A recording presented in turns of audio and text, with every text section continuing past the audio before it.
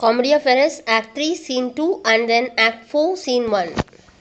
Let not my sister read it in your eyes. Be not thy tongue thy own shame's orator. Look sweet, speak fair, become disloyalty. Apparel wise like virtue's harbinger. Bear your fair presence, though your heart be tainted. Teach sin the carriage of a holy saint. Be secret false, what she need be acquainted. What simple thief brags of own attained, till double wrong to taunt with your bed, and let her read it thy look at board. Shame hath a bastard fame, well managed, it well leads it doubted with an evil word. Alas, poor women, make us but believe, being compact of credit, that you love us. Though others have the arm, show us the sleeve, we in our motion turn, and you may move us. Then, gentle brother, give you in gain. Comfort my sister, cheer her, call her wife. Its whole is brought to be a little vain when the sweet breath of flattery conquests strive. Antipholus of Syracuse, sweet mistress, what your name is else I know not, nor may what wonder you to hid of mine. Less in your knowledge and your grace you show not, than our yet's wonder more than yet's divine. Teach me, my dear creature, how to think and speak. Lay open in my earthly gross conceit, smoothed in years, feeble, shallow, weak, the folded meaning of your words deceit. Against my soul's pure truth, why harbor labor you to make it wander in an unknown field? Are you a god? Would you create me new? Transform me then, unto your power I will yield. But if that I am I, then well I know your weeping sister is no wife of mine, nor to her bed no homage do I owe. Far more, I to you do I decline. Oh, try me not, sweet mermaid, with a note to drown me in the sister's flood of tears. Sing serene for thyself, and I will dote. Spread over the silver waves the golden hairs, and as a bed I will take them as they lie. And in that glorious supposition think he gains my death that hath such means to die. Let love, being light, be drowned if she sink. Louisiana, what are you mad that you do reason so? Antipholus of Syracuse, not mad, but mated. How I do not know. Louisiana, it is not a fault that slint from your eye. Antipholus of Syracuse, for gazing on your beams, fair sun being by. Louisiana, gaze when you should, and that I will clear your sight. Antipholus of Syracuse, as good to wink sweet love as look on night. Louisiana, why call you me love? Call me sister so. Antipholus of Syracuse, they sister. Louisiana, that's my sister. Antipholus of Syracuse, no, that is thyself, mine own thyself's better part. My nice clear eye, my dear heart's dearer heart, my food, my fortune, my sweet hope's aim, my soul yet's heaven, and my head's climb. Louisiana, all this my sister is, or else should be. Antipholus of Syracuse, call thyself sister, sweet, for I am thee. Thee will I love, I with thee lead my life. Thou hast no husband yet, nor I have no wife. Give me thy hand. Louisiana, oh soft sir, hold you still. I'll fetch my sister to get her good will. She exists. Enter Dromio of Syracuse running. Antipholus of Syracuse. Why, how you now, Dromio?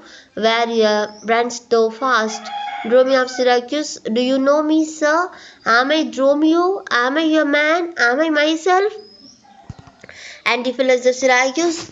Thou art Dromio, thou art my man, thou art thyself. Dromio of Syracuse. Am I an ass? Am I a woman's man? And beside myself? Antipholus of Syracuse. What, woman's man, and how beside thyself? Dromio Syracuse Mary, sir, besides myself I am due to a woman. Sir, besides myself I am due to a woman, one that climbs me, one that haunts me, one that will have me. Antipholus of Syracuse, what crime lay she to thee? Dromio of Syracuse, marry sir, such crime as you would lay to your house, and she would have me as the beast, not that I being a beast she would have me, but that she, being a very beastly creature, slays, climb to me. Antipholus of Syracuse, what is she?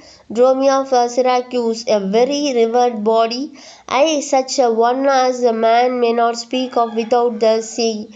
Sir reverence. I have but lean luck in the match, and yet is she a wanderess for fat marriage. Antipholus of Syracuse, how dost thou mean a fat marriage? Dromio of Syracuse, Mary said she is the kitchen wench of all Greece, and I know not what used to put her to make a lamp of her, and run from her by her own light. I warrant her drags the tallow in them will burn a Poland winter.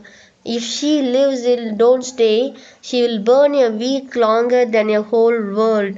Antipholus of Syracuse, what complexion is she of? Dromio of Syracuse, swart like my shoe, but her face nothing like so clean kept. For why she sweats, a man may go over shoes in the grim of it. Antipholus of Syracuse, it's a fault that water will mend. Dromio of Syracuse, no sir, it's in grain. Oh, Fed could not do it. Antipholus of Syracuse, what's her name? Dromio of Syracuse, Nell, sir, but her name and 3/4, that's an L, and 3/4 will not measure from hip to hip. Antipholus of Syracuse, then she here bears from breath. Dromio of Syracuse, no longer from head to foot, from hip to hip, she is spherical like a globe. I could find out countries in her. Antipholus of Syracuse, in what part of her body stands Ireland? Dromio of Syracuse, marries her in her buttocks. I found it out by the box. Antipholus of Syracuse, where Scotland? Dromio of Syracuse, I found it by the barrenness, hard in the palm of the hand. Antipholus of Syracuse, where France? Dromio of Syracuse, in the forehead, armed and riveted, making war against her hair. Antipholus of Syracuse, where England? Dromio of Syracuse, I looked for the chalky cliffs, but I could no whiteness on them, but I guessed it to still in her chin by the salt realm that ran between France and it. Antipholus of Syracuse, where Spain? Dromio of Syracuse, faith, I saw it, but I felt it hot in her breath. Antipholus of Syracuse, where America, the Indies? Dromio of Syracuse, oh sir, upon her nose, all over bleached with rubies, crumbled sapphires, declining the rich aspect of the breath of Spain. She went whole umbrellas of cracks to the blast of her nose. Antipholus of Syracuse, where bled Belgia, the Netherlands. Dromist of Syracuse, oh sir, I did not look so low to conclude the grudge or diviner laid claim to thee. Called me Dromio, swore I was shoot to her, told me what privacy marks I had about me, as the mark of my shoulder, and the mole in my neck, the great wart on my left arm, that I, amazed, ran from her as a wench. And I think it is my breast that had not been made of faith, and my heart of steel. She had transformed me to cruel dog and make me turn into whale. Antipholus of Syracuse, go hide thee presently, post to the road, and the wind blow any way from shore. I will not harbour in this town to-night. If they any bark put forth, come to the mart, where I will walk till thou return to me. If everyone knows us, and we know none, it's time, I think, to trudge, pack, and to be gone. Dromio of Syracuse, as from a bear a man would run for life, so fly I for her, from her that would be my wife. He exists. Antipholus of Syracuse, There is none but witches to inhabit here, and therefore it's high time that I were hence. So that death call me husband, even my soul doth for a wife abhor. But her fair sister possessed with such a gentle soul, for such enchanting presence and discourse hath almost made me a traitor to myself. But lest myself be guilty to self-wrong, I'll stop mine ears against the mermaid's song. Enter Angelo with a chain. Angelo, master Antipholus, Antipholus of Seraphus, it's thy my name. Angelo, I know it well, sir. Lo, here is the chain. I thought to have taken you at Propantine. The chain unfinished made me stay this long. He gives Antipholus a chain. Antipholus of Syracuse, what is your will, and that I shall do with this? Angelo, what please yourself, sir, I have made it for you. Sophocles of Syracuse, made it for me, sir? I bespoke it not, Angelo, not once, not twice, but 20 times you have. Go home with it, and please your wife withal, and soon at supper time I will visit you, and then receive my money for this chain. The Antipholus of Syracuse, I pray you, sir, receive the money now, for fear you have never seen chain nor mine more. Angelo, you are a merry man, sir, fare you well. He exits. Antipholus of Syracuse, what I should think of this I cannot tell, but this I think, there is no man in so vain that would refuse so fair as offered chain. I see a man here needs not live by shifts, when in the streets he meets such golden gifts. It will be a mart and there for Dromio stay, if any ship but put out, then straight away he exists. It is Act 4, Scene 1. Enter a second merchant, Angelo the goldsmith, and an officer. Second merchant to Angelo. You know, since Pentecost the sum is due, and since I have not much importuned you, not now I had not, but that I am bound to Persia, and what guilders for my voyage. Therefore make present satisfaction, or I will attach you for this officer. Angelo, even such a sum that I do owe to you is growing to me by Antipholus, and in the insult that I met with you. I had of me a chain. At 5 o'clock I shall receive the money for the same. Please you walk with me down to his house. I will discharge my bond and thank you too. Enter Antipholus of Ephialus and Romeo of Ephialus from the courtesan. Officer, that labor you may save. See where he comes. Antipholus of Ephialus to Dromio of Ephialus. Well, while I go to the goldsmith house, go thou. And by a rope's end, that will I bestow among my wife and her confederates for locking me out of the doors by day.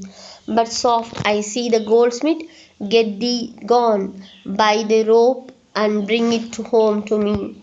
Dromio of Ephialus, I bought £1,000 a year by a rope. Dromio exits. Antipholus of Ephialus to Angelo. A man in well hope up the trust to you. I promise your presence and the chain. But neither chain nor goldsmith come to me. Belike you thought your love would last too long, if it were chained together and therefore came out. Angelo, handling a paper to Antipholus of Ephialus. Save your merry humour. Here is the note. How much your chain weighs to the outcast carat.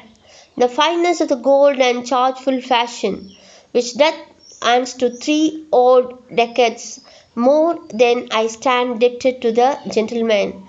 I pray you see him presently discharged, for he is bound to sea, and stays but for it. Antipholus of Ephialus. I am not furnished with the present money. Besides, I have some business in the town. Good Signia, take the stranger to my house, and with you take the chain, and bid my wife lodge this money on the receipt thereof.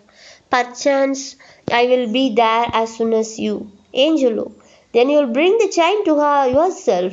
Antipholus of Ephialus, no, bear it with you, lest I come not time enough.